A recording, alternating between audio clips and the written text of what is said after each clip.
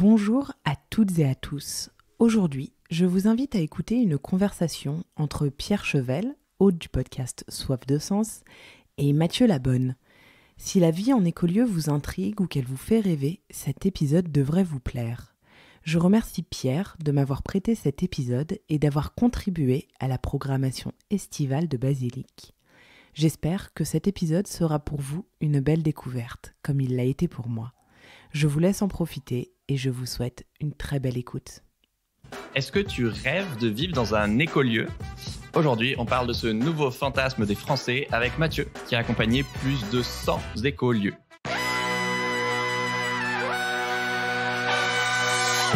Bienvenue dans Soif de sens, l'émission des humains qui changent le monde. Chaque semaine, je reçois un invité écolo, féministe ou solidaire pour t'aider dans ta quête de sens à toi. Et aujourd'hui, on accueille Mathieu Labonne de la coopérative Oasis pour parler d'écolieux et de comment vivre ensemble autrement. Salut Mathieu. Salut Pierre, bonjour à tous. Alors, je te présente en 10 secondes. Au départ, tu es chercheur sur le climat au CNRS. Ensuite, tu as succédé à Cyril Dion comme directeur du mouvement Colibri, cofondé par Pierre Rabhi. Et aujourd'hui, tu diriges la coopérative Oasis qui accompagne celles et ceux qui vivent ou qui veulent vivre dans des écolieux collectifs. Et en plus, comme tu fais pas assez de choses en parallèle, tu as cofondé ton propre écolieu, l'éco-hameau du Plessis, où tu vis avec ta femme et vos 3 enfants. Pour commencer, écolieu ou oasis, c'est des mots fourre-tout qui regroupent beaucoup de diversité. On en recense plus de 1000 en France, je crois. Et ça peut être autant, pour vous donner une idée, des habitats participatifs, des tiers-lieux avec ou sans logement. Il peut y avoir une activité agricole, artisanale, des événements ou pas du tout. Ça peut être à la ville ou à la campagne. Et donc, tu peux y partager soit une salle commune, un potager, des compétences, des activités, etc. Pour moi, de ce que j'ai compris, le point commun, c'est d'être un lieu collectif qui remet la relation humaine au centre et qui, en plus, permet d'explorer une autre manière de faire société ensemble. Pour toi, Mathieu, c'est quoi un écolieu ou une oasis ? Alors, je vais parler plutôt d'oasis parce que, on peut dire qu'une oasis, c'est un écolieu collectif, comme tu viens de le dire. C'est-à-dire D'accord, c'est ça la différence entre les deux, je me demandais. Ouais, en fait, le, le, le parti pris de ce réseau oasis, c'est de rassembler des lieux très différents. Donc, il y a vraiment une grande diversité d'origine dans ces lieux et de formes, mais avec peut-être en point commun le fait de mettre, comme tu le disais, au cœur le travail du collectif, le travail du faire ensemble, du vivre ensemble, comme étant un levier pour accéder à un mode de vie plus écologique. Donc, le point de départ, c'est de dire que si on veut construire un mode de vie et un monde plus écologique, du coup, il faut réapprendre à faire ensemble. C'est pour ça qu'on parle d'écolieux collectifs, et c'est beaucoup, nous, on est peut-être finalement plus en avant la dimension collective dans ce que traversent les personnes, et que c'est un levier pour accéder finalement à plus d'autonomie, plus de sobriété, plus de lien social aussi. Ok. Ouais, justement, je me demande, il y a plein de raisons possibles. Pourquoi les gens veulent habiter dans un écolieu ? Moi, je me demandais, est-ce que c'est... il y a forcément toutes ces raisons, mais parmi celles que je vais citer, lesquelles sont peut-être les plus fréquentes selon toi ? Est-ce que c'est plus la solitude parce que aujourd'hui on a moins d'enfants, plus tard il y a plus de divorces, la ville c'est hyper anonyme et quand tu vieillis, tu es plus isolé. Est-ce que c'est plus le côté écolo justement ou est-ce que c'est autre chose ? Est-ce que c'est plus la quête d'autonomie ou de sobriété par exemple ? En fait, c'est dur de répondre parce que ça dépend des gens. En fait, il y a beaucoup de réponses sur ce réseau qui vont dire que ça dépend. En fait, globalement, il y a quand même 2 motivations principales. C'est de participer plus largement à un monde plus écologique et solidaire. Donc, il y a souvent une démarche quand même assez militante, vraiment de faire sa part et d'incarner dans son mode de vie ses valeurs. Et après, il y a des attentes peut-être plus personnelles, plus individuelles, qui est une quête de sens et une quête de bonheur. Par exemple, tu parlais des enfants. Quand on a des enfants, c'est vrai que de se donner un lieu de vie sécurisant, convivial, avec avec d'autres parents, avec partager des choses, ça peut répondre aussi à des besoins très personnels. Donc à la fois un épanouissement personnel qui est cherché dans ces lieux, et à la fois une contribution à quelque chose de plus large. Ok. Votre mission avec la coopérative Oasis, c'est notamment de soutenir la création de ces écolieux. Par exemple, moi j'adore sur votre site, il y a une carte avec toutes les oasis près de chez toi, et du coup j'ai vu qu'il y en avait juste à côté de chez moi, donc j'ai trop envie d'y aller maintenant. Mais aussi de leur proposer plein d'outils pour construire son projet. Donc ça peut être les trucs plus techniques, potentiellement un peu plus chiants, comme le financement, le juridique, etc. Mais aussi, il t'en parle aussi, l'importance de l'humain, comment gérer un groupe, les conflits, comment est-ce qu'on prend des décisions ensemble, etc. Selon toi, c'est quoi les principaux peut-être fantasmes des gens qui rêvent de rejoindre une oasis? Alors déjà, je pense que le fantasme numéro un, c'est de s'imaginer que ça va être un paradis. Ça va être un lieu où tout va être parfait comme on a envie. Ouais. Et du coup, il y a un idéal, et que ces oasis incarnent d'une certaine façon un certain idéal de beauté, d'écologie, etc.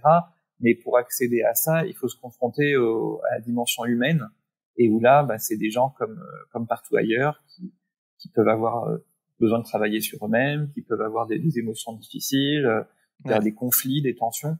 Donc c'est une oasis, ça peut être à la fois un paradis si tout va bien, mais ça peut être aussi un enfer à l'inverse si on s'entend pas, parce que du coup la proximité avec d'autres personnes donne l'occasion de vivre plus intensément les relations humaines, en bien ou en mal.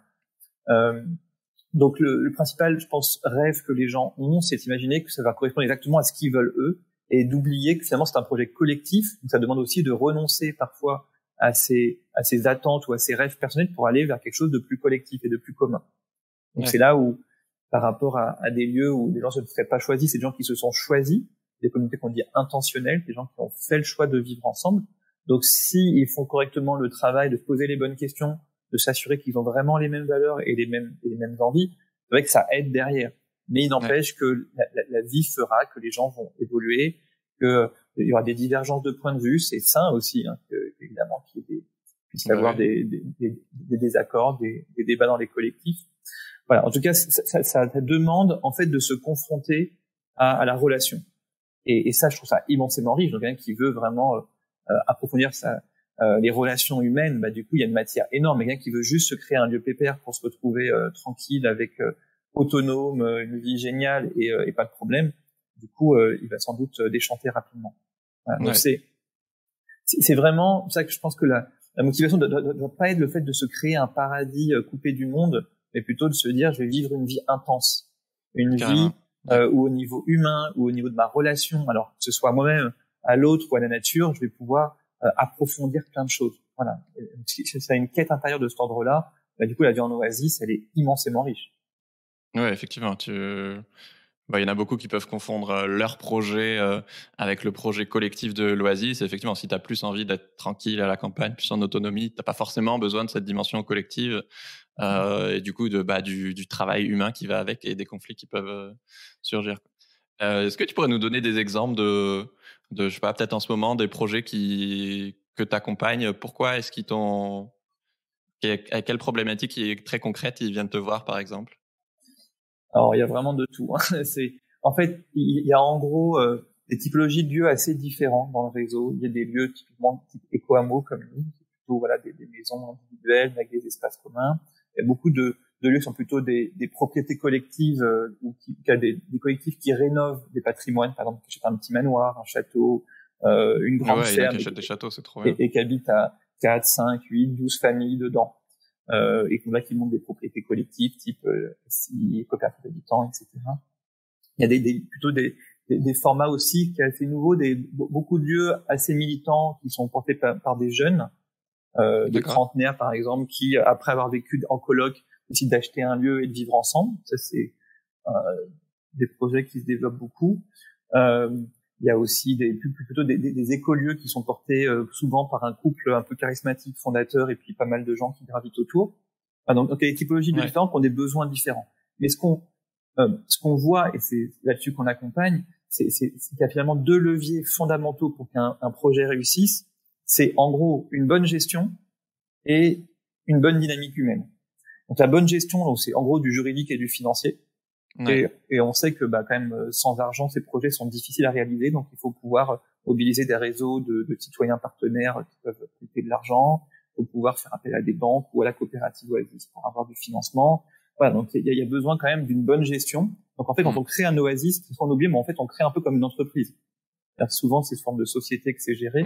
Du coup il y a des enjeux de gestion d'entreprise. Il faut faire un business plan, il faut travailler des questions juridiques, faire des conventions, des pactes d'associés. Il y a toute une mécanique à mettre en place, qui est nécessaire et qui en même temps est assez sécurisante. C'est-à-dire, c'est à la fois, c'est vu comme un truc casse-pied, mais c'est ce qui garantit sur le moyen et le long terme quand même une bonne gestion et aussi une bonne entente. Donc ça, on accompagne beaucoup là-dessus, beaucoup les projets à choisir leur montage juridique, à comment traiter telle ou telle question, les enjeux de fiscalité, etc.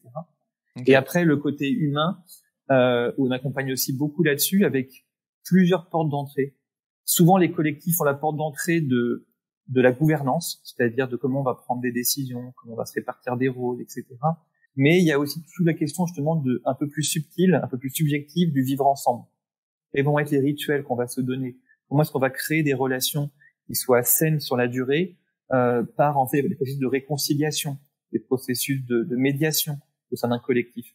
On va pouvoir aussi utiliser le collectif comme un outil pour travailler sur nous-mêmes. Et voilà, donc tout serait peut-être un peu plus subjectif. On accompagne aussi là-dessus. Donc c'est un peu les deux gros volets de l'accompagnement qu'on fait, c'est d'aider les gens à sécuriser leur projet au niveau juridique et financier, et aussi de sécuriser au niveau humain en mettant en place des conditions pour que le collectif aille bien. En gros, de créer ce qu'on appelle une hygiène relationnelle. Ouais, parce que c'est quand même une immense coloc, quoi. Et donc, si vous avez déjà été en coloc, ça peut être des petits trucs comme la vaisselle ou quoi qui rendent fou. Et encore plus là, quand t'es adulte, où à la fois, souvent, les gens ont envie d'avoir un peu leur vie privée. Et je pense que quand il y a du logement, souvent, c'est assez privé. Et à la fois, OK, quels espaces on décide de partager? Est-ce qu'on mange tous les repas ensemble, juste une partie? Comment on se répartit les tâches? Et en plus, tout ça fois, je sais pas... 5, 10 familles. Avec des grands sujets, le rapport au pouvoir, le rapport à la décision, et un grand sujet, le rapport à l'argent. Et aussi, parce que là, du coup, par rapport au colloque, quand même, les gens, ils mettent parfois toutes leurs économies dedans. Et il y a des dettes à rembourser. Donc, il y a aussi ce stress-là qu'on vit différemment les uns les autres. Voilà, parce que tout le monde vient pas forcément avec le même apport financier au début, ce qui est trop bien, mais ce qui, du coup, nécessite de...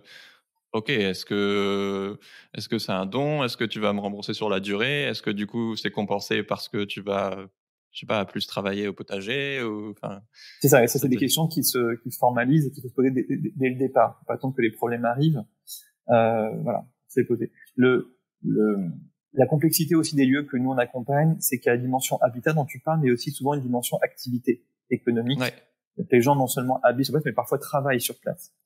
Voilà. Et donc ce qu'on voit d'ailleurs, et nous c'est un peu le modèle qu'on promeut, c'est que on part d'un projet unique, mais qui finalement devient ce que nous on appelle un archipel. C'est-à-dire un ensemble de plein de sous-projets interconnectés. Dans un même lieu, vous pouvez très bien avoir et un habitat collectif et un lieu de tourisme, d'accueil et une ferme collective ou pas qui fait du maraîchage bio et une école alternative qui s'installe. Donc vous avez cette notion d'écosystème qui se met en place, qui remet de la complexité, qui à la fois remet de la souveraineté individuelle parce que chacun du coup peut aussi s'exprimer par rapport à ses propres projets et pas seulement dans le collectif, mais ça met de la complexité. Et c'est là où les enjeux humains deviennent encore plus importants. Et est-ce que tu peux nous raconter des anecdotes de l'impact que ça a pu avoir vous, que vous accompagnez des écolieux? Qu'est-ce qu'ils vous disent après votre accompagnement?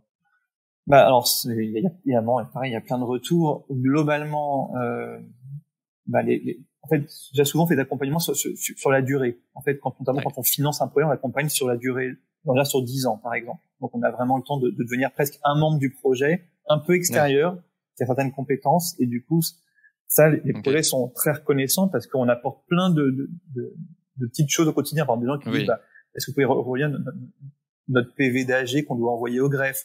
Est-ce que vous pouvez nous donner un contact d'un bon notaire pour faire ça? Comment est-ce qu'on peut modifier notre PLU à l'échelle locale pour pouvoir mettre de l'habitat léger? Voilà, on a plein de questions, et donc ça, on a la chance d'avoir à la coopérative beaucoup de compétences et beaucoup d'expérience, donc on peut répondre un peu à toutes les questions. Donc on est un peu une hotline permanente pour les gens qui ont besoin. Et ça c'est précieux parce que des fois on se retrouve un peu sec sur un sujet, et d'avoir quelqu'un à qui parler pour trouver la solution. Juste trop la tête dans le guidon et tu te rends pas compte de la source du problème, quoi. Et après on a beaucoup des projets qui sont en phase d'émergence aussi, des projets qui sont en train de se poser des questions, et là on les aide beaucoup à clarifier en fait leurs intentions et leurs valeurs pour faire des choix qui vont être structurants, notamment des choix de modèles juridiques.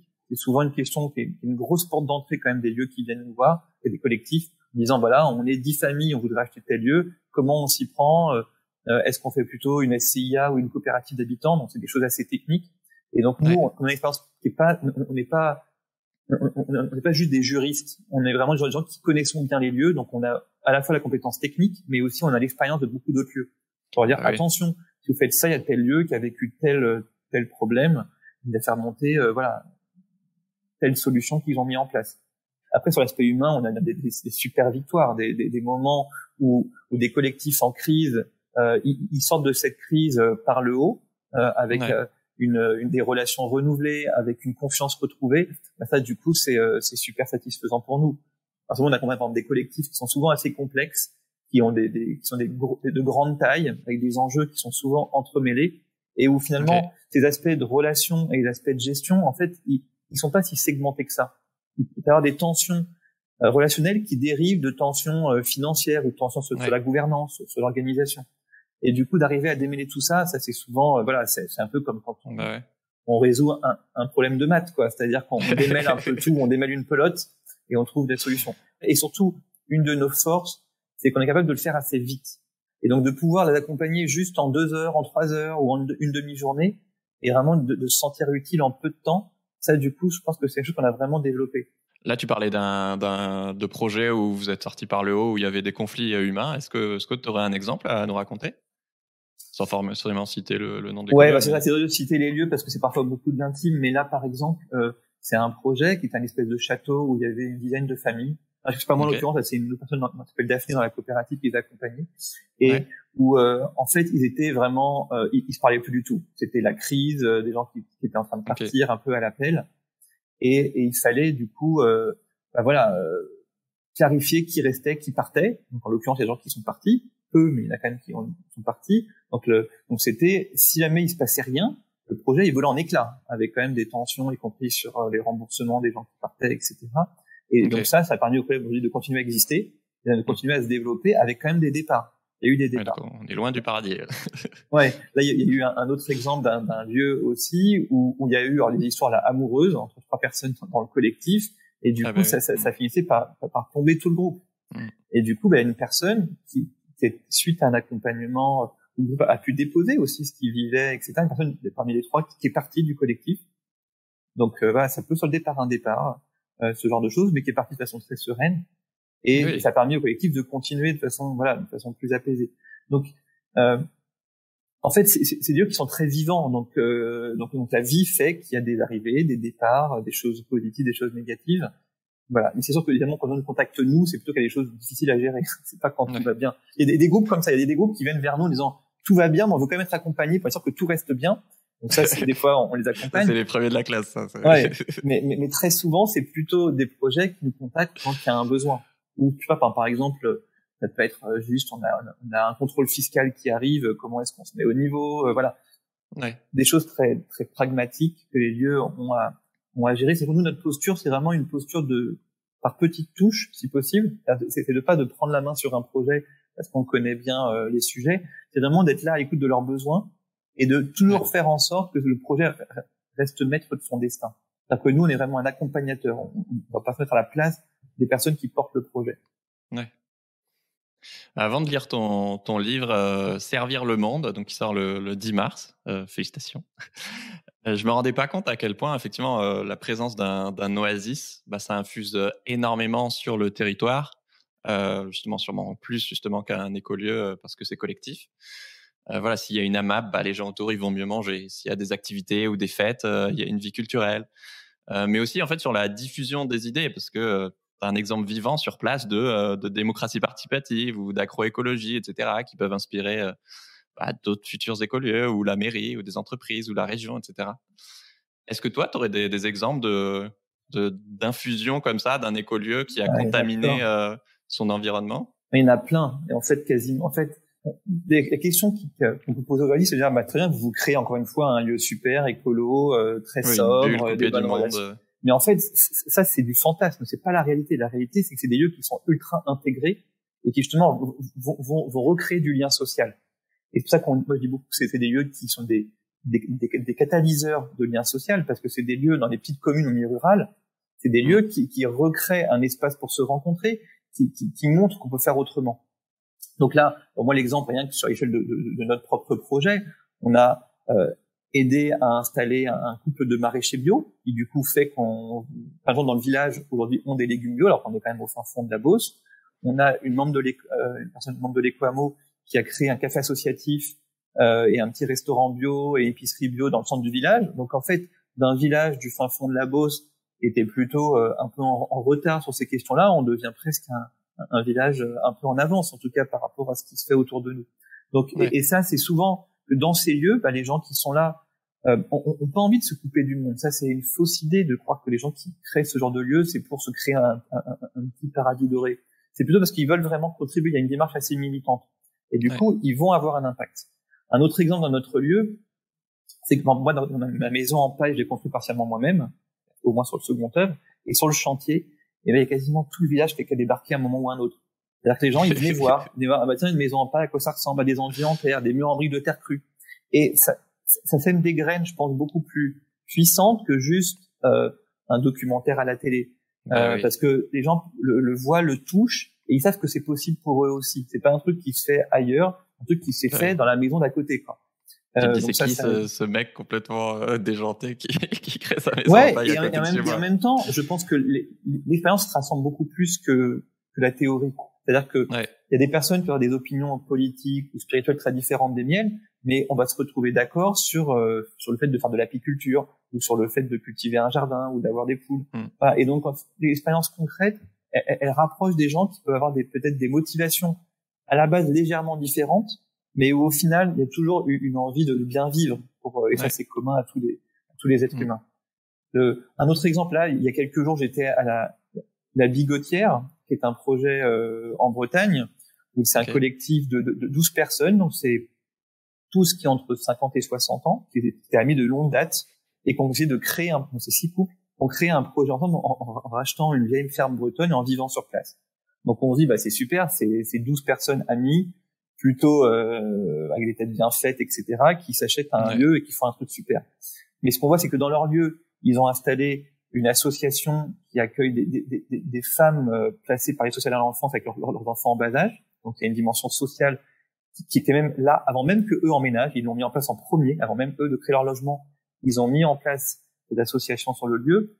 Ils sont en train de créer un espace test agricole pour que des jeunes maraîchers puissent tester aussi leur activité maraîchère avant de pouvoir aller ailleurs. Ils ont installé un fournil où ils font du pain bio pour le village. Ils ont un coworking pour des indépendants qui puissent ramener dans ce village. Donc en fait, on voit qu'il y a un projet qui part au final d'un groupe qui se connaissait bien. Et il va avoir un rayonnement sur un territoire beaucoup plus grand. Et ça, les communes s'y trompent pas en général. Au début, il y a toujours une crainte. C'est-à-dire qu'on voit beaucoup de projets qui se font souvent assez mal accueillir, parce qu'évidemment, c'est des gens qui sont pas du coin qui s'installent parfois. Mais à l'échelle d'une dizaine d'années, il y a très souvent en fait un lien qui se crée avec les institutions locales et qui devient plutôt positif. Et d'ailleurs, c'est du pain béni, quoi. Il y a une étude là qu'on va sortir avec le campus de la transition sur ce qu'on appelle le RCI, sur l'indicateur de capacité relationnelle, qui est un indicateur qui permet de mesurer à quel point un projet contribue à la création de liens sociaux. Et donc on attend à la fin de l'étude là qui sera d'ici quelques semaines et qui permettra justement de mettre en lumière le bénéfice de ces oasis sur leur territoire. Trop bien. Après tous les exemples que tu as cités, le mien va sembler un peu ridicule, mais tout à l'heure, ça me faisait penser sur la maison en paille. J'avais eu la chance d'interviewer quelqu'un qui montait sa maison en paille avec France 3 et que, un peu comme toi, tout le monde forcément est curieux, il vient de poser des questions et déjà, ça crée un premier lien social. Même si effectivement, comme tu l'as dit, ça peut aller beaucoup plus loin avec du maraîchage ou plein d'autres choses. Et que notamment, lui, il avait fait ses fondations en bouchon de liège parce que c'est le seul matériau qui peut pas pourrir. Et du coup, en gros, tout le village lui filait ses bouchons de bouteilles de vin ou quoi. Sur votre chaîne YouTube, j'ai vu un témoignage d'une habitante d'une oasis qui dit comme on est 10 dans l'oasis, on partage beaucoup de choses, donc j'ai besoin de moins pour vivre. Donc, par exemple, elle est passée à mi-temps, ils sont 3 à partager sa voiture et inversement, comme tu disais tout à l'heure, des fois, elle garde les enfants je sais pas comment on dit, c'est cohabitants. Et dans le même style, je sais que l'Oasis Eco-Ravi, ils dépensent 0 € pour le chauffage et pour l'eau chaude parce qu'ils ont vachement bien pensé leur éco-construction. Ma question, c'est est-ce que une fois qu'un écolieu il est construit et qu'il tourne, est-ce que toi, tu observes vraiment une réduction des dépenses des familles ? Oui, en fait, là, sur deux plans, il y a au niveau financier et au niveau écologique. Donc, au niveau écologique, on est en train de faire en ce moment un bilan carbone assez plus de pas mal de lieux. Il y a une première étude qu'on avait fait en 2015 qui montrait une division par 2 du bilan carbone des habitants, alors qui n'est pas lié que à l'écolieu eux-mêmes, mais aussi à des choix personnels, par exemple de manger moins de viande ou ce genre de choses. Mais dans les faits, l'écolieu, c'est presque un outil au service d'une envie de moins consommer. Parce que si on veut juste réduire son bilan carbone et qu'on vit comme tout le monde, du coup, c'est juste des privations. En gros, c'est juste on fait moins, ce qui est nécessaire. Dans un écolieu, ça passe aussi par autre chose. Par exemple, de dire, plutôt que aller acheter des œufs au supermarché, du coup, on va avoir des poules. Finalement, on va moins peser sur la planète en s'occupant de nos propres poules et en les nourrissant avec nos propres épluchures. Mais de le faire tout seul, c'est compliqué. Et de le faire à plusieurs, c'est beaucoup plus accessible. Après, au niveau financier, ça, il y a des études qui le montrent, que ça permet de réduire. Ça permet de réduire à la construction et dans la vie. Dans la construction, déjà, on mutualise, par exemple, des compétences au départ. On peut s'entraîner sur le chantier participatif. Ça s'appelle de l'autopromotion, c'est-à-dire on fait pas appel à un compte immobilier. Et du coup, on porte nous-mêmes notre propre projet immobilier, donc on réduit les coûts à la construction par rapport à un projet classique. C'est plus de boulot, du coup. C'est plus de boulot, voilà. Quand on vit sur place, oui, c'est une réduction. Alors après, tout dépend comment le lieu a été conçu.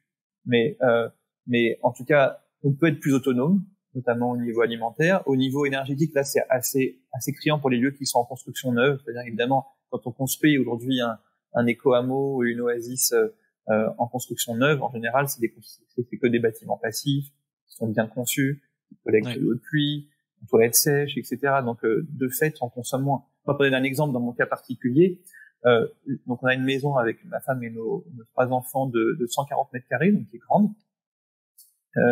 Et on consomme 2 stères de bois par an de chauffage. Donc, on consomme à peu près 100 euros de chauffage par an. Voilà, pour une maison qui est conçue de manière à dépenser moins. Après, par exemple, on a une buanderie collective. Donc là, on a imaginé la vie en arrivant sur place, qu'on a mis à disposition la buanderie collective. Si un jour il faut la changer, c'est pas nous qui allons la payer, c'est le collectif qui la paiera. Et donc finalement, ça nous coûtera moins cher. Pareil, plutôt qu'avoir une 3 mètres carrés dans la maison dédiés à avoir un sèche-linge et un lave-linge, on a pas ça chez nous, donc c'est moins de mètres carrés utilisés pour ça, mais qui sont mutualisés. Donc la mutualisation, elle permet de réduire les consommations. Après, par des effets rebonds, comme tout, c'est-à-dire que si je me dis, du coup, super, il faut mutualiser, mais je fais quand même une maison qui est exactement comme tout le monde, avec le même nombre de pièces, etc., du coup, on crée des mètres carrés en plus. Donc le but est de mutualiser pour faire aussi, éventuellement, des choses plus simples. Par exemple, de ne pas avoir de chambre d'amis dans toutes les maisons, mais on les mutualise. Par exemple, de la buanderie. Moi, dans notre maison, j'aurais pas de bureau à terme pour travailler. Nos 3 enfants auront chacun une chambre, peut-être quand ils seront grands. Mais on a prévu un coworking dans les co-hameaux qui permettra à des personnes de pas recréer des bureaux chez eux, mais de mutualiser cette fonction-là. Voilà. Donc, et puis pour prendre d'autres exemples, ça c'est ma femme qui s'en occupe. On récolte pas mal de pommes. Du coup, on va les presser ensemble pour faire du jus de pomme. Du coup, tout le jus de fruits qu'on a bu cet hiver dans ma famille, c'est que du jus de pomme avec des pommes qu'on a pressées nous-mêmes, qu'on a fait collectivement. Donc il y a le collectif permet de faire des choses qu'on ferait pas forcément tout seul. Et puis un truc tout bête, moi je veux dire un truc, mais alors vraiment de b.a.-ba. si chacun chez soi, on regarde un film le soir, et donc je sais pas, il y a des télés ou des ordi allumés, il va falloir tiens sur les 15 familles. Si plutôt que faire ça, on a une salle où on projette le même film pour les 15 familles, c'est plus sympa, c'est plus convivial. On passe de 15 ordi à un seul utilisé. On consomme moins d'électricité, on a moins de mètres carrés à chauffer quand on regarde le film. Donc en fait, la mutualisation, c'est vraiment un levier énorme. C'est-à-dire c'est un poste de consommation qu'on peut tout de suite diviser par 3, par 4, par 5 dès qu'on mutualise. Mais voilà. Je suis trop content. Mais faut arriver à le faire. Et ça, c'est vrai que on a tous des curseurs entre ce qu'on garde pour soi et ce qu'on met entre les mains du collectif. Et il n'y a pas de bonne réponse là-dessus. Ça dépend de notre temps disponible, ça dépend de nos envies, de notre degré de maturité dans le groupe, de notre confiance. Voilà. Et c'est là où c'est un chemin permanent qui bouge en fonction du projet et des personnes qui le composent. Mais je suis trop content que tu aies pris des exemples aussi précis parce que Je connais les écolieux, mais en même temps, je connais pas aussi bien que forcément que toi. Et, et ouais, je trouve des trucs tout bêtes, mais tu vois, nous, on a deux chambres et dans la deuxième chambre, t'as le linge qui sèche, qui prend toute la place et c'est un truc tout bête auquel j'avais pas du tout pensé, mais de mutualiser ça, c'est quand même vachement plus sympa en plus de faire tes lessives avec quelqu'un d'autre. Exactement. Ouais, et puis le linge qui sèche dans une maison bioclimatique, c'est un peu bête, quoi. Tu as une maison qui est faite pour être assez étanche et tu refoules l'humidité dedans, quoi. Donc c'est des choses un peu toutes simples. Alors après, ça demande encore une fois, ça demande de se mettre d'accord, ça demande de la logistique. Mais par contre, quand on arrive bien, c'est beaucoup plus efficace. Je trouve ça hyper intéressant. Et pareil, l'exemple des séries, où, automatiquement, souvent, une bonne partie de notre génération, le soir, elle va se mettre devant une série. Et enfin, moi-même, je suis tiraillé entre ça et en même temps, ça me saoule de pas être dans de la relation. Et en même temps, des fois, tu as juste envie d'une série et de se dire, bah ouais, mais en fait, juste tout de suite se dire, je la regarde avec quelqu'un d'autre, ça a beaucoup plus de sens. Et puis après, tu vas débattre dessus. Et puis voilà, tu passes un moment ensemble. Et je trouve ça hyper intéressant, effectivement, il y a les choses évidentes où tu te dis, j'ai envie d'avoir mon logement pour moi. Et enfin, qu'est-ce que j'ai envie qu'il soit privé? Qu'est-ce que j'ai envie qu'il soit collectif? Et il y a des choses, effectivement, qui sont un peu entre les deux et qui peuvent redonner vachement de sens, je trouve. Donc, merci pour ces exemples. D'ailleurs, si vous avez envie de rejoindre ou de lancer un écolieu, je vous conseille le MOOC des colibris Concevoir une oasis, qui a donné naissance, je crois, à plus de 400 projets, même s'il y a quelques années. Ouais, alors il y a du changement là-dessus, si tu me permets. Ah, ok. En fait, on est en train de faire un nouveau MOOC qui va être disponible normalement là au mois de mai-juin. Génial. Dans très peu de temps. Et qui va être beaucoup plus poussé que ce qu'on avait sorti à l'époque. Donc, le MOOC qu'on avait fait en 2015 à Colibri, c'était vraiment un peu nouveau. C'était vraiment pour donner envie aux gens de vivre comme ça. Là, 5 ans après, on n'est plus au même point. C'est-à-dire, on en est maintenant à un point où il y a beaucoup de gens qui, ça y est, sont prêts à y aller. Et donc, c'est tous les demandes d'accompagnement qu'on a. Et pour démocratiser l'accès à ces connaissances, du coup, là, on a un MOOC qui va être plus technique et plus complet et qui sort dans très peu de temps. Donc, trop bien. Attendez encore 2-3 mois et vous aurez un contenu fait par la coopérative Oasis qui devrait être chouette. Et est-ce que tu auras un conseil pour celles et ceux qui nous écoutent et qui envisagent de rejoindre une Oasis? Alors, déjà, la question, c'est rejoindre ou d'en créer, parce qu'il y a ces deux approches. En tout cas, dans les deux cas, je pense que le premier conseil, c'est d'aller se frotter à la réalité. C'est d'aller voir ces lieux, passer du temps sur place pour ceux qui accueillent, pour aussi voir ce que ça nous fait. Donc, ça peut renforcer la motivation et la clarifier, ou ça peut à l'inverse dire oh là là, non, en fait c'est trop de réunions pour moi, ou j'en sais rien. En tout cas, ça permettra de passer d'un rêve à quelque chose qui soit un peu plus précis. Donc il y a d'une part ça, et ça on peut le faire aussi à plusieurs. C'est-à-dire que si là vous avez un groupe, par exemple, vous avez déjà des amis à qui vous voulez monter un lieu, du coup ça permet aussi de vivre une expérience collective autre que juste se voir de temps en temps et faire des réunions. Ça peut être vraiment de commencer à s'entraîner un peu à vivre ensemble. Donc, je pense que c'est une bonne démarche, et ça on propose des voyages dans les oasis pour ceux que ça intéresse d'aller découvrir ces lieux, des séjours. C'est une formation qui s'appelle la pépinière oasis qui va commencer la fin avril, qui dure 6 mois. Alors pas en continu, avec beaucoup de séjours inclus pour aller découvrir en fait de l'intérieur comment ces lieux fonctionnent. Voilà, donc ça c'est des choses que je conseille. Alors ça prend un peu de temps et parfois un peu d'argent de faire ça, mais vu ce que c'est comme projet, c'est quand même un projet de vie, c'est quand même pas rien de créer un lieu, de mettre toutes ces économies dedans. Ça vaut le coup de prendre 6 mois, 1 an pour aller voir des lieux, aller creuser ses motivations, parce que derrière, si on crée le lieu et qu'on s'est trompé, du coup c'est dur à rattraper, quoi.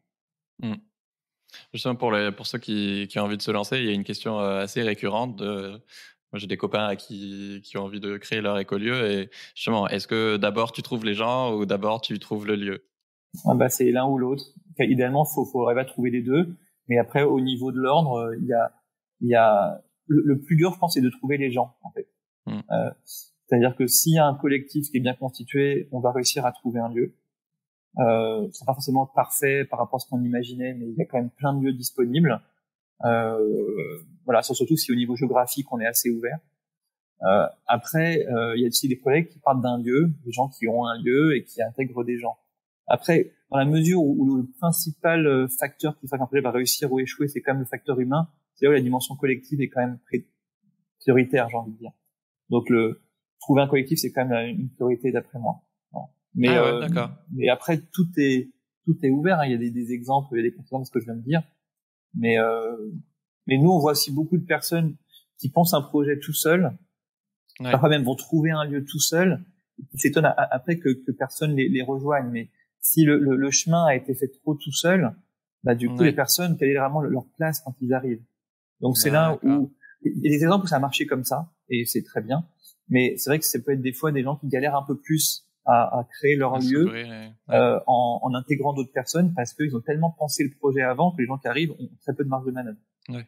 Ah, c'est marrant, parce que moi j'aurais pensé que c'était le contraire justement et que comme l'humain c'est le plus important, je trouve ça plus facile d'avoir tout de suite un lieu comme ça, c'est tout de suite concret et pas en train de faire des réunions mentales jusqu'au bout de la nuit et du coup ce lieu parce qu'il incarne, il va attirer plus facilement les bonnes personnes qu'il faudra filtrer, mais effectivement. Mais en fait, c'est peut-être plus dur de. Le moment où on achète un lieu, il y a quand même beaucoup de choix qui ont été faits avant. Quand on parlait du rapport à la propriété, est-ce que c'est finalement était en bien commun, en bien collectif, avec des espaces privés, etc. Donc en fait, il y a quand même quand on achète un lieu, il y a quand même des décisions qui sont à prendre avant, qui sont très structurantes. Est-ce que tu penses que c'est souhaitable que demain, la plupart des gens vivent dans une oasis? Ou est-ce que le but, c'est que ça reste un laboratoire à ciel ouvert, mais plutôt qu'il y ait un moyen pour aider la société à se réinventer sans forcément que ça devienne la norme? Moi, je dirais que c'est un peu entre les deux pour moi. C'est-à-dire que je crois pas que c'est un mode de vie qui est fait pour tout le monde aujourd'hui. Je vais pas envisager un pays qui serait couvert de 30 000 oasis interconnectées, parce que je pense que c'est une vision trop réductrice en fait de l'être humain et de ses besoins. Ceci dit, je pense qu'il en faut beaucoup plus que ce qu'il y a aujourd'hui, parce que ces dimensions de laboratoire à ciel ouvert que tu mentionnes, elle est vraiment précieuse, elle est même essentielle. Je crois que moi, dans ma vision aujourd'hui, je pense que c'est la dimension la plus importante de la transition écologique, ces lieux-là aujourd'hui. C'est ces lieux les plus nécessaires. C'est-à-dire que sans ces lieux-là, il n'y aura pas de transition écologique. C'est un peu ma conviction. Donc il faudrait, en gros, il y a 30 000 communes en France, ce serait bien qu'il y ait une oasis par commune, mais tout le monde n'habitera pas comme ça. Donc je pense qu'il faut en développer beaucoup plus et qu'il y a vraiment de la marge. Il y a beaucoup de gens qui ont envie de vivre comme ça et donc il faut qu'ils se lancent. Donc, si vous avez envie de vivre comme ça, allez-y, lancez-vous. Il y a tout disponible pour que ça marche. Il y a tellement de gens qui ont réussi avant vous que du coup c'est le moment d'y aller. Et à l'inverse, il y a des gens pour qui ça peut être très bien de vivre dans un collectif. C'est pas fait pour tout le monde en l'état aujourd'hui. J'ai quand même l'intuition que le mode de vie de l'avenir, étant donné les perspectives même un peu plus pessimistes, d'effondrement, etc., nous amènera à devoir recréer du lien social beaucoup plus fort à l'échelle locale que ce qu'il est aujourd'hui, de moins compter sur des institutions pour prendre en main la solidarité, mais aussi l'organiser à l'échelle locale. On l'a bien vu au moment du confinement, que les institutions ont quand même une limite dans leur capacité à traiter un monde qui serait moins abondant en argent, en plein de choses, donc en énergie aussi. Donc il faut arriver à se préparer à être plus solidaire à l'échelle locale. Et ça passe pas forcément par vivre ensemble. Ça peut être aussi des quartiers de gens qui vivent chez eux comme aujourd'hui, mais qui recréent quand même la solidarité. Et donc ça, il faut un peu de tout pour faire un monde. Et du coup, c'est vraiment de nous inviter à questionner vraiment le système et ce qu'on a proposé depuis qu'on est né comme mode de vie pour trouver ce qui nous correspond mieux, à la fois pour incarner nos valeurs, mais aussi pour être plus heureux. J'avais envie de poser une question très pratico-pratique où j'ai l'impression que souvent, en gros, je me rends pas compte à quel point c'est dur d'intégrer un écolieu ou pas, parce que je trouve que les meilleurs écolieux, souvent, c'est ceux qui ont les processus pour entrer les plus longs. Des fois, ça peut durer 6 mois parce que ils veulent vraiment prendre... Même plus parfois, et parfois 1 an et demi, 2 ans, ils veulent être sûrs que ça matche et que toi, tu es la bonne personne pour eux et inversement. Et que du coup, souvent, ça nécessite de s'impliquer bénévolement énormément en amont dans cet écolieu sans aucune garantie. Est-ce que c'est un peu la norme ou est-ce que c'est quand même plausible, entre guillemets, de trouver des écolieux sains et matures qui tiennent la route sans forcément avoir besoin d'autant de temps et d'investissement personnel en amont sans garantie? En fait, il y a plusieurs critères. Il y a un critère de taille du lieu. Plus un lieu va être grand, plus il pourra intégrer facilement. C'est paradoxal, mais c'est parce que finalement, une nouvelle personne qui va arriver va peut-être moins perturber le collectif en place. Quand on, des grands éco-villages au niveau mondial, vous allez à Auroville en Inde ou Findorn en Écosse, Je veux dire, ils sont tellement nombreux que si vous arrivez et vous faites un peu le bazar, c'est pas grave, ça va pas mettre en danger le projet. Donc plus un lieu est grand, plus c'est finalement facile de le rejoindre. Car tu as moins on risque de perturber. Donc, voilà. Et après, je dirais, plus un lieu va loin dans la dimension collective, plus il faut un temps d'intégration qui soit long. Tu vois, par exemple, dans le projet d'Equamo du Plessis, comme c'est un lotissement, entre guillemets, hein, c'est des maisons individuelles et puis des espaces communs, du coup, il y a moins un enjeu à intégrer quelqu'un que si on vivait vraiment dans un format beaucoup plus communautaire. Où là, une nouvelle personne qui arrive a besoin vraiment de s'imprégner beaucoup plus du mode de vie des autres, et de pouvoir, voilà. Je pense à l'Arche de Saint-Antoine, qui est un très beau lieu que j'aime beaucoup en Isère, et un lieu communautaire essentiellement chrétien, où là, il y a un processus d'intégration qui est extrêmement long pour vraiment être ce qu'on appelle un engagé, quelqu'un qui vraiment fait partie du centre de la communauté en plusieurs années. Mais c'est nécessaire vu leur mode de vie, où carrément ils mutualisent même tous leurs revenus. Ils ont même un compte en banque commun où ils mettent leurs revenus ensemble et ils gèrent ça ensemble. Donc ça demande un tel niveau de confiance que ça se crée pas en 3 semaines. Ça demande de se connaître et de comprendre la culture du lieu, quoi. Donc ça prend du temps. Et en même temps, c'est vrai que dans un monde aujourd'hui où la notion de l'engagement, elle est quand même assez amochée, hein, on a du mal à s'engager sur plein d'aspects de nos vies. Bah là, du coup, cette dimension collective, elle invite à clarifier un choix par rapport à l'engagement. Soit on dit c'est des lieux où il y a peu d'engagement et on peut rejoindre facilement, donc on rentre facilement, on sort facilement, et ça c'est un modèle qui est pertinent pour beaucoup de gens. Soit on se dit on est dans un lieu où à l'inverse, on va demander un engagement fort aux personnes, donc voilà, il y a tout ce processus d'intégration qui doit prendre du temps, et même pareil quand on quitte un lieu, ça va peut-être prendre du temps. Et c'est une grande question la question d'engagement, hein, je pense, dans ces lieux, de se dire à quel point on va se sentir engagé malgré les difficultés, malgré les désaccords, à essayer de les traverser pour grandir, ou est-ce que dès qu'un truc me convient pas, je me barrerai. Voilà, donc ça c'est quand même des choix assez structurants de départ. Ouais, parce que je me dis, moi c'est hyper intéressant ce critère de sélection, parce que si tu as envie de rejoindre un écolieu, je sais pas, je trouve ça pas du tout optimal de se dire ok je vais tout miser sur cet écolieu et puis je vais faire du bénévolat là-bas toutes les semaines et puis s'ils me prennent pas tant pis, je recommence à zéro, quoi. Oui, alors après le bénévolat, forcément du bénévolat, hein, il y a des gens qui peuvent vivre dans les lieux mais qui sont pas engagés de la même manière que les autres. Ça peut être par exemple de dire dans un lieu, il y a des appartements qui sont en location, donc je loue comme si j'habitais ailleurs, mais je suis pas encore associé dans la société qui gère le lieu. Ça veut dire quelque part, j'ai quand même une place un peu différente dans la prise de décision. Et c'est seulement au bout d'un an ou un an et demi où j'ai peut-être pu être observateur, que je vais pouvoir vraiment devenir associé et pouvoir dealer avec les autres. En fait, faut pas être naïf sur les enjeux humains. Et ça, c'était, je pense, la force des projets maintenant par rapport au comité des années 80-70. C'est-à-dire qu'à l'époque, les gens étaient beaucoup plus ouverts à l'intégration rapide de nouvelles personnes. Et il y a beaucoup d'enjeux humains qui n'étaient pas vus. Et on a vu des communautés dans les 70 exploser super rapidement parce que justement, on n'avait pas pris en compte la complexité de ces rapports humains. De la même manière, par exemple, des projets aujourd'hui définissent des enjeux de mixité sociale, de mixité générationnelle, qui n'était pas le cas il y a 40 ou 50 ans.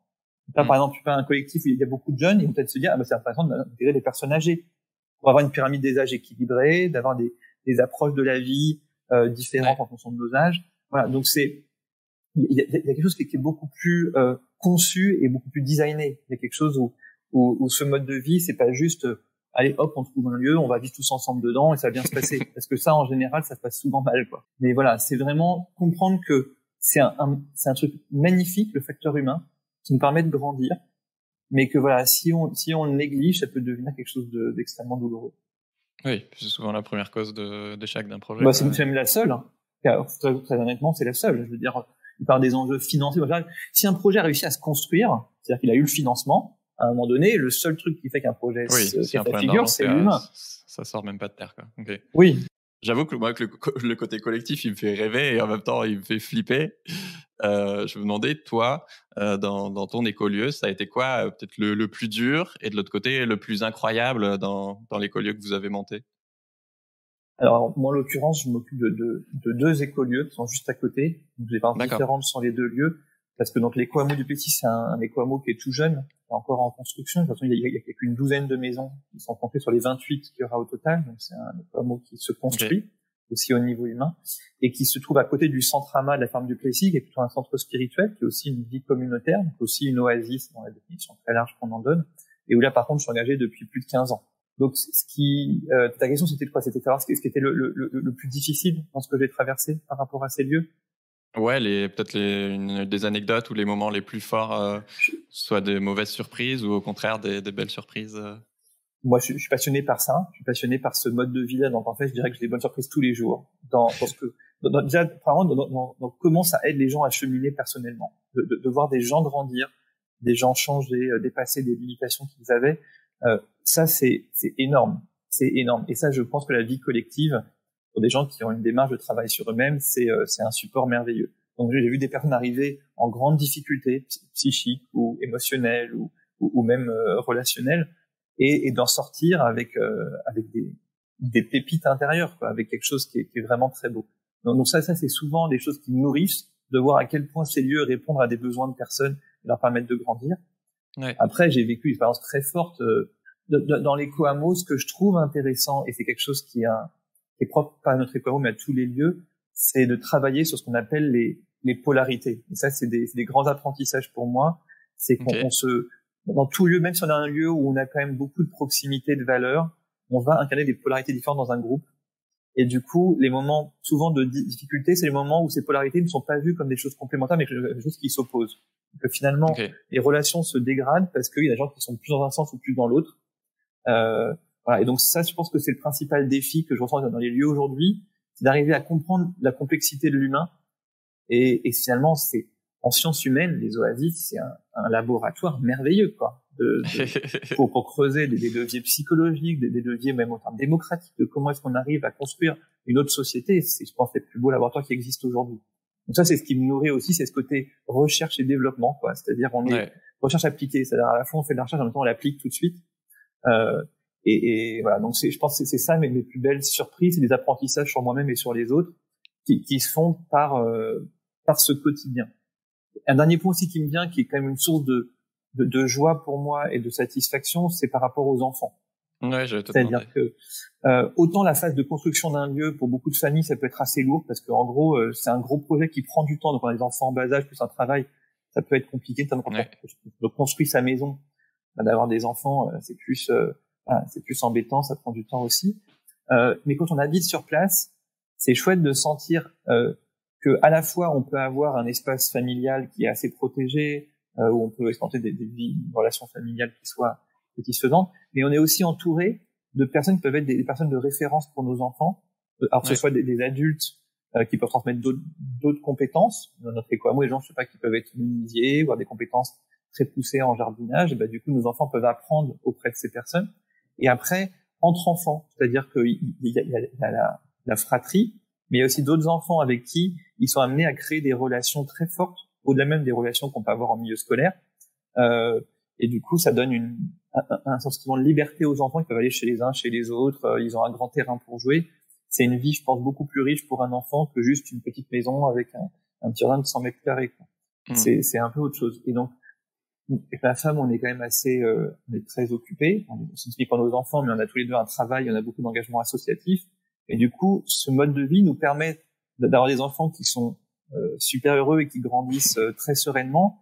Et nous, de nous sentir un peu soulagés. Si à un moment donné on a besoin de partir faire quelque chose, il y a des voisins qui peuvent s'occuper de nos enfants pendant une heure tant qu'on n'est pas là. Il y a une forme d'entraide aussi dans l'éducation. Et ça, je pense que c'est... papa va bosser, c'est bon, je vais m'amuser avec les copains, t'inquiète. Ouais, même des fois, ça me fait même le soir à 19h, mais ils sont où les enfants? On appelle les voisins pour voir où ils sont, chez qui ils sont en train de jouer, quoi. Donc, ça peut être aussi hyper stressant, au contraire. Ils vivent leur vie. Mais en fait, c'est de la mesure où le jour ils font une fugue, tu te dis bon, c'est bon, ils sont chez un voisin. Ouais, bon, ils sont encore petits, donc ils font pas de fugue, mais en gros, on crée de la confiance. En fait, le moteur d'un écolieu, c'est la confiance entre les personnes. Ouais. Et une fois que cette confiance elle est créée, du coup, la vie est plus simple. Et enfin, je voulais te demander, comme chaque oasis a forcément son ADN par ses choix, mais aussi juste par les personnes qui la composent, qui donnent une couleur différente. Et en même temps, il y a des promoteurs immobiliers qui maintenant veulent déployer ces formes d'habitat partagé. Et souvent, ça peut être fait de manière, évidemment capitaliste, mais parfois maladroite. Est-ce que pour toi, ça peut être une bonne chose qui démocratise ces oasis, ces écolieux collectifs, ou est-ce que c'est condamné à être des répliques sans âme de vrais oasis? Ouais, c'est un grand sujet de débat. j'ai envie de dire. Moi, je suis plutôt à penser que la richesse de ces lieux, c'est leur unicité. Moi, je réfléchis beaucoup sur ce qu'on appelle la pensée archipélique vs la pensée continentale, c'est-à-dire comment est-ce qu'on sort de cette logique de l'industrialisation, de la reproduction du même, pour aller vers quelque chose de l'archipel, qui est l'ordre de c'est la différence et l'unicité qui fait justement la richesse. Donc moi, je suis plutôt un partisan de faire grandir l'être humain pour que l'être humain crée plein de lieux différents et qui sont pas duplicables en l'état, plutôt que de vouloir industrialiser les oasis en les dupliquant. Après, dans les faits, ce sera sans doute un entre-deux, c'est-à-dire que, comme tu le disais, on peut pas dupliquer un lieu, sinon il ne peut pas avoir d'âme et ça va finalement échouer. On a vu beaucoup de lieux initiés par des collectivités locales, par des mairies par exemple, qui mettent à disposition un terrain d'un collectif qu'ils allaient chercher un peu à gauche, à droite. C'est des lieux qui ressemblent finalement à des lotissements classiques ou à des immeubles classiques au final. Donc si on veut vraiment qu'il y ait une âme particulière, qui est cette raison d'être qui va colorer en fait, toutes les actions du projet, il faut que les personnes aient eu le temps de cheminer et de bien se connaître et de se choisir aussi entre elles. Donc je crois assez peu à une duplication sur l'aspect humain. Par contre, effectivement, l'idée, et ça c'est notre travail, c'est de simplifier l'accès au niveau technique, c'est-à-dire de rendre disponible, de documenter tout ce qui est fait, pour que des personnes ne fassent pas les mêmes erreurs que ceux qui se sont lancés il y a 5 ou 10 ans, apprennent de ces expériences, et finalement que ce soit de plus en plus facile, de plus en plus rapide de créer un lieu. Mais il y aura quand même toujours, je pense, comme un investissement, un engagement personnel qui sera très différent de juste je vais à l'agence immobilière, j'achète une maison. Si c'est juste ça qu'on veut, faut pas créer une oasis. Le chemin est aussi important que le résultat. On voit beaucoup le résultat d'un lieu abouti, autonome, solidaire, etc. Mais le chemin humain pour y arriver est encore plus important, j'ai envie de dire. Et c'est là où, si la motivation c'est juste encore une fois le lieu lui-même et c'est pas la dimension collective du projet, la rencontre de l'autre, du coup ça ne marchera pas. Donc après, nous on rencontre beaucoup de promoteurs, y compris même là récemment, il y avait une des filiales de Bouygues qui est venue nous proposer des partenariats. On leur a doucement dit que même si c'est très sympa dans l'échange, on dit qu'on ne croit pas du tout à ce que Bouygues s'en empare. On n'y croit pas. Et on leur a dit essayez, vous allez voir, vous allez vous planter, parce que ils vont peut-être créer des très beaux bâtiments, mais est-ce qu'ils vont créer une belle communauté? C'est pas sûr du tout. Oui, c'est pas leur métier, quoi. Oui, et puis je pense que ça repose cette logique tout à l'heure d'être juste des consommateurs. Et aujourd'hui, il faut se remettre à produire, à faire par nous-mêmes, que ce soit pour nos légumes, dans nos jardins, mais aussi pour nos lieux de vie. Et donc c'est une invitation, sans forcément à faire des projets mirobolants, très compliqués, mais des fois juste on est 3 familles, on achète une grande maison et on vit dedans. Ça peut être assez simple finalement de vivre en collectif, si on fait pas des projets de grande ampleur. Mais par contre, je crois pas, en tout cas, je crois que partiellement, disons, à la prise en main par les promoteurs immobiliers de ce concept. Ouais. Moi, ce qui me plaît énormément dans ce mouvement, parce que justement, pour moi, c'est important de montrer que c'est pas juste des initiatives de petits groupes d'individus, et voilà, il y a vraiment une tendance de fond et qui souvent s'ancre sur le territoire. C'est que c'est des gens qui en ont eu ras-le-bol de la société actuelle, et où ça peut être, tout est fait pour qu'on reste dans une posture assez passive de consommateur, justement à une posture où vraiment, ok, je vais créer mon mode de vie et avec les responsabilités qui vont avec, parce que c'est loin d'être facile, comme tu le dis. Mais en attendant, je trouve que ça change complètement ton rapport au monde, parce que là, tu es vraiment responsable de tout, quoi, potentiellement de ta nourriture, avec quelle énergie je veux me chauffer, avec qui j'ai envie de vivre, comment est-ce qu'on fait notre propre politique et on prend des décisions. Et je trouve ça hyper inspirant et à la fois vertigineux, quoi. Oui, je pense que dans le changement de paradigme nécessaire, il y a un vrai changement de passer d'un statut de consommateur à un statut de producteur. Et ça pour tout, c'est-à-dire de se remettre en situation de reprendre du pouvoir sur nos vies. Parce qu'on parle beaucoup avec le terme d'empowerment, de reprendre du pouvoir sur notre capacité d'agir, que ce soit sur des questions de nourriture, d'habitat, de démocratie locale, d'économie. C'est comment on arrête d'être spectateur et qu'on devient acteur. Comment est-ce qu'on se met en mouvement? Et je pense que c'est la clé pour créer un autre monde.